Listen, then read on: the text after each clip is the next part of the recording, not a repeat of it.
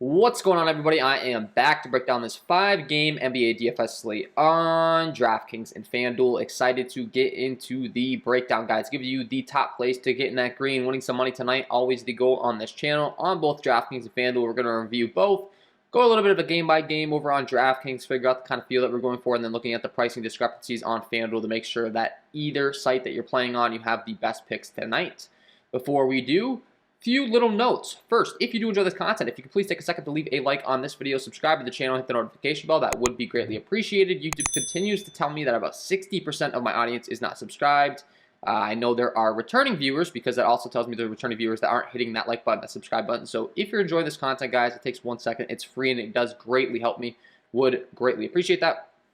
And this video is brought to you by Parlay Play, the sponsor of the channel. If you're not familiar with Parlay Play, it is a player props format. Over here, I will be giving out some picks on the live stream later on tonight. But how it works is you head on over to Parlay Play. They have football, basketball, hockey, boxing. They're going to have some other sports as the seasons roll around. You can click on whatever game you'd like.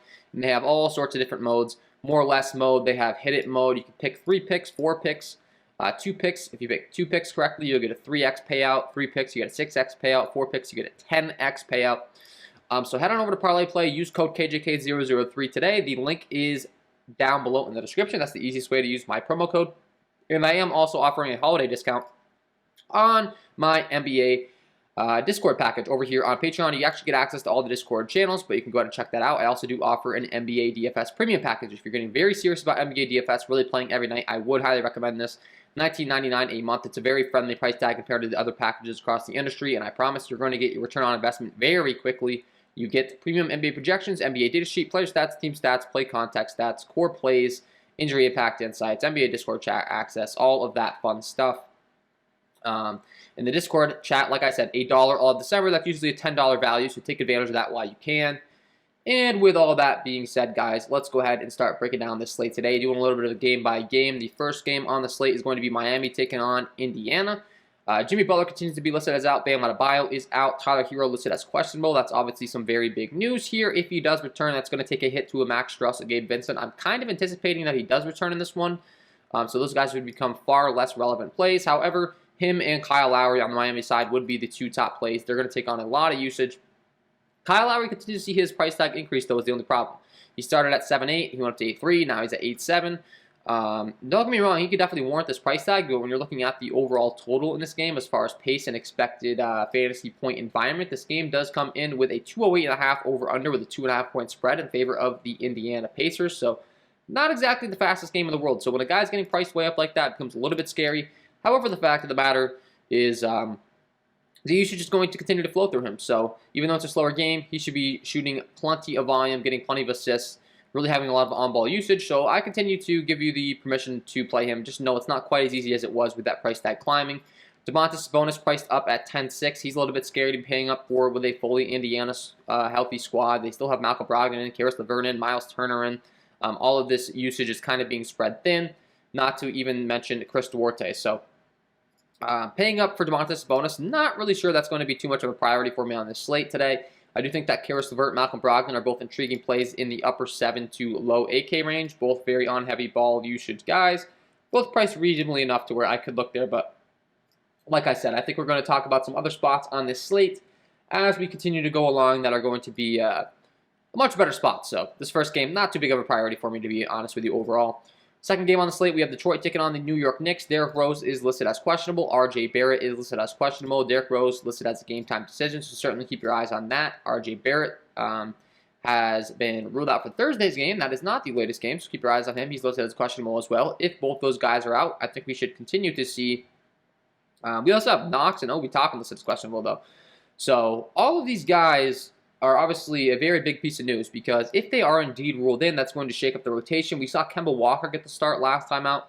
If Kemba Walker gets to start again, he becomes a pretty relevant play. However, if these guys return, I kind of think he just goes back to his normal bench role here after playing 37 minutes. So a price up to 5.2 now, I would probably be willing to fade him.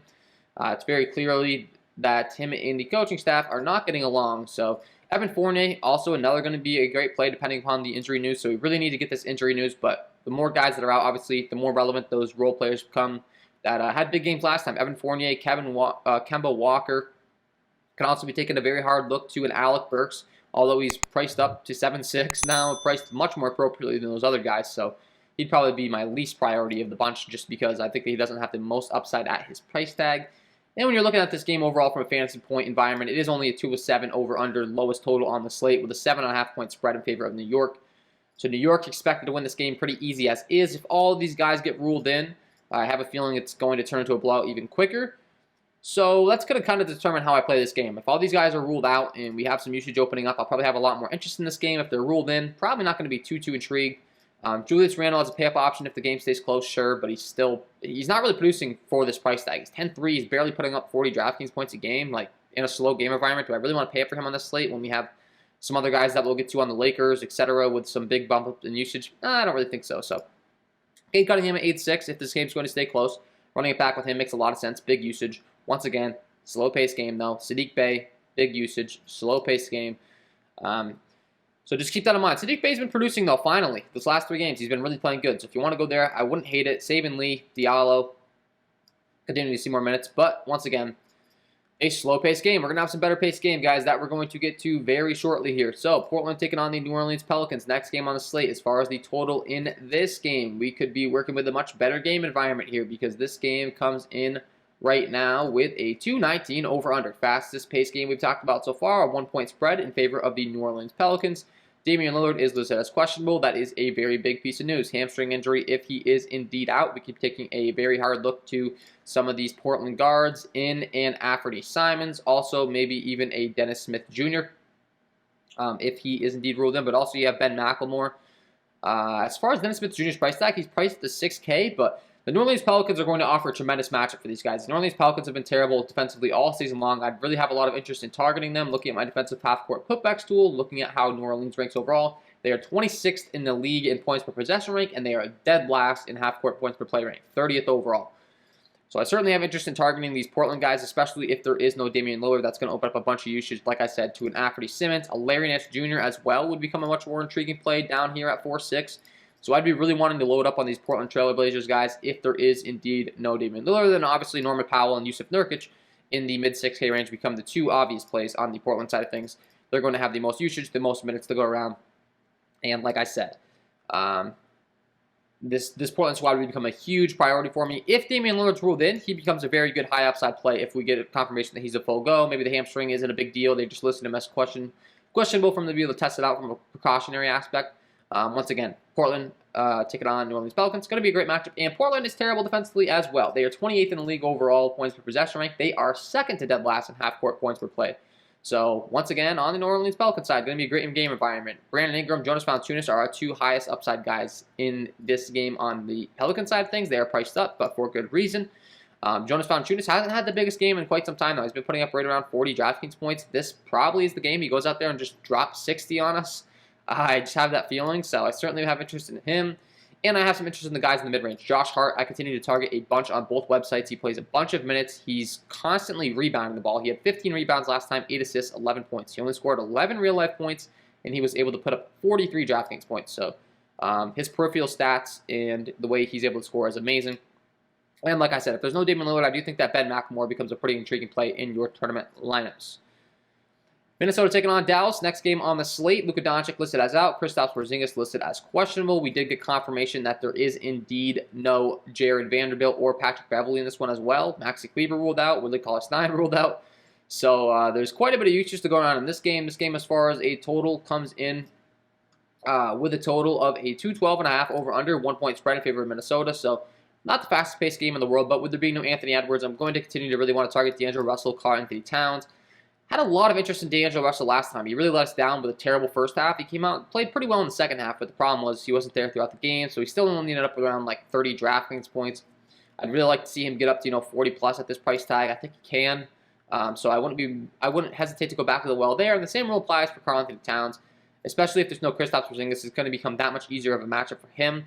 And if there's no Kristaps Porzingis, Jalen Brunson, Tim Hardaway Jr., Dorian Finney-Smith, all these guys on the Dallas Mavericks side are going to become much more relevant plays, similar to what we just talked about on the Portland side. All these guys are going to get a bunch more usage, but more importantly on the Minnesota side, with there being no Patrick Beverley, I think Malik Beasley gets a big bump up here, so he's going to be a very intriguing play. The price tag really hasn't adjusted. I think that he becomes an absolute smash play in this spot with there being no Patrick Beverley. And then as far as anyone else that we're looking to here on the Minnesota side, as my screen's freezing up on me, so let's go ahead and give this a quick refresh and get back into the breakdown. Let's see, Patrick Beverley is listed as out. He's placed in league protocols, so D'Angelo Russell, Jordan McLaughlin also going to see more run outside of Mr.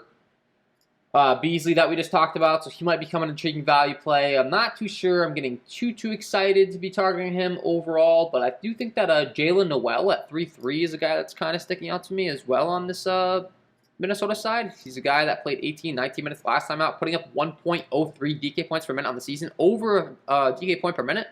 If he's going to get an increased run, which I think he's going to, I think he becomes a tremendous value play on the slate. He really grades out as a good play to me in my projection model, so I'd certainly be willing to go to him. And the other guy that I will mention on the Minnesota side with these guys dealing with all of these injuries is going to be Mr. McDaniels. I think the McDaniels at 3-4, another intriguing value play. They played 32 minutes last time out. He's only putting up 0.64 DK points per minute, so it's not quite as much of a smash play as Jalen Noel at his price tag, I would say. But someone that's worth mentioning, I would say.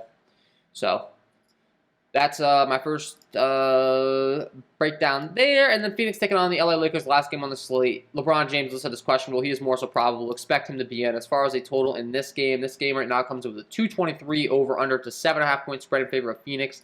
If this game is going to stay close, it's going to be because of Russell Westbrook and LeBron James, both priced pretty reasonably here. I mean, LeBron James up to 11-1, Russell Westbrook at 10-4, but the fact of the matter is, with all the value that we've talked about on the slate, I think we should be able to fit these guys in, and their usage is going to be absolutely through the roof. Problem is, Phoenix grades out as one of the best teams defensively in the league. Right now, looking at my defensive half-court putbacks tool, they are the second best team in the league defensively, right behind the Phoenix Suns. So obviously that's a little bit less than ideal, but with all these injuries, Taylor Horton-Tucker being ruled out, there's no Kent Bazemore still, Dwight Howard, Malik Monk, there's going to be a lot of usage to go around. Carmelo Anthony, Isaiah Thomas continuing to be decent options in the mid to low 4K range. Carmelo Anthony put up 38 DraftKings points at 4.6. If he does that again, you'll be very, very happy with that performance. Isaiah Thomas at 4K, 32 minutes, 17 DraftKings points. If he continues to play 32 minutes, I think he could easily surpass that performance, so I certainly still have interest in him. Rajon Rondo played 24 minutes last time out. He's a little bit risky now that he's up to 3.7. But he was 3-8 last time. I still had a little bit of interest. If you want to go there, I wouldn't call crazy. If this game turns to a blowout, maybe he's the one that gets that blowout run. And DeAndre Jordan played 20 minutes last time. He was priced at the minimum salary, though. Now he's gotten up to 3.8.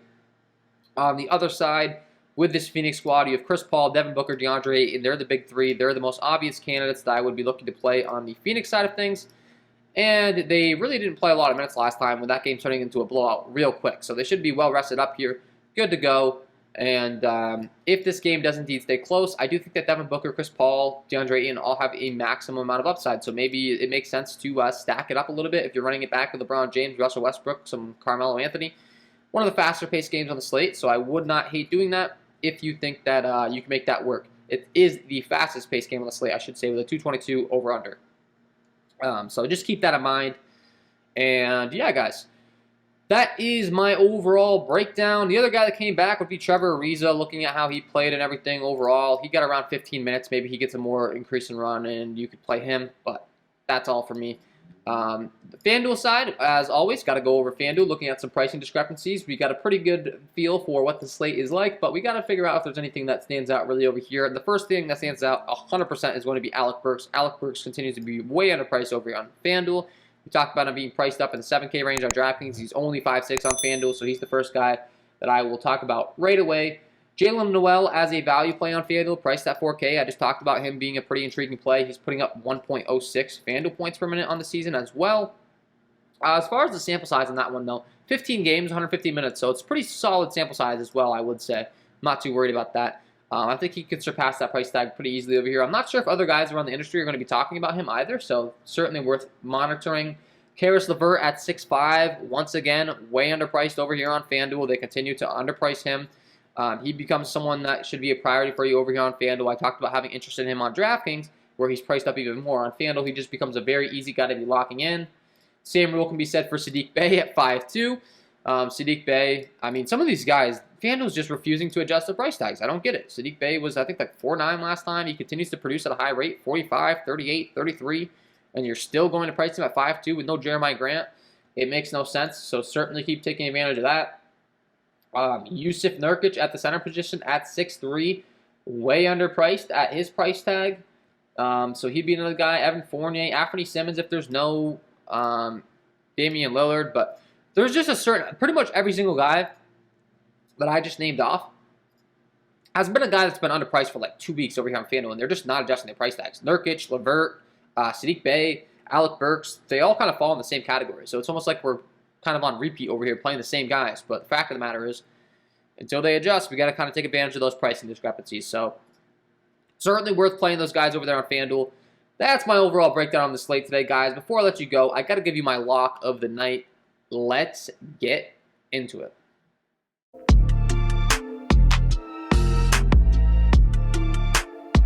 And my lock of the night tonight is going to be Josh Hart. Taking on this Portland Trailblazer squad. We had talked about both these teams really not grading out defensively on the season. Both the Pelicans, both the Trailblazers. Should be a great game environment for fantasy points. And talking about Josh Hart, like I said, he is just racking up the peripheral stats. Very reliant as far as being able to get you there from a fantasy point aspect. And his price tag continues to be too low across the industry. Looking at FanDuel, he is at 6'6".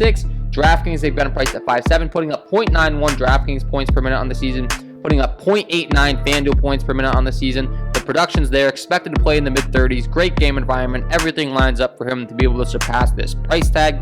Get him in your lineups because he is my lock of the night. So there you have it, guys. Josh Hart, get him in your lineups. And that is all from me in this one. If you did enjoy the content, if you could please take a second to leave a like on this video, subscribe to the channel, and hit the notification bell. That would be greatly appreciated. And if you are getting very serious about NBA DFS, head on over to the KJK DFS premium packages. Link below in the description. Sign up today for the KJK DFS NBA package, to the KJK DFS Discord package at a discount all of December. Also, check out Parlay Play, sponsor of the channel. Use the link down below in the description. Use code KJK003. They will match your first deposit up to $50 and also give you a free $10 risk-free entries when you sign up today. So that's all for me, guys. We will see you tonight on the live stream, hopefully. If we do not, wish you all the best of luck tonight, and we will see you in the next one.